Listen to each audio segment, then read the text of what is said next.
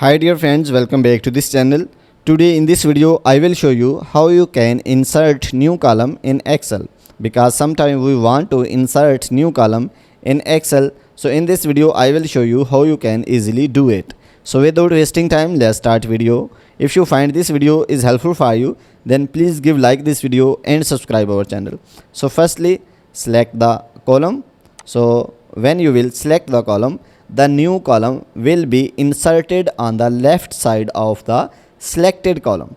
So after select the column, so you can see home option, so click on it, and here you can see insert options.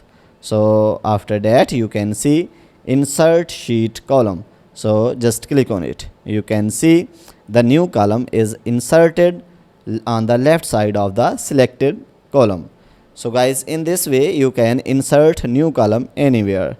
So guys, if you want to watch another useful videos related to Microsoft Excel, so go to the playlist and here you can find another useful videos related to Microsoft Excel. So guys, if this video is helpful for you, then please give like this video and subscribe our channel. Thanks for watching.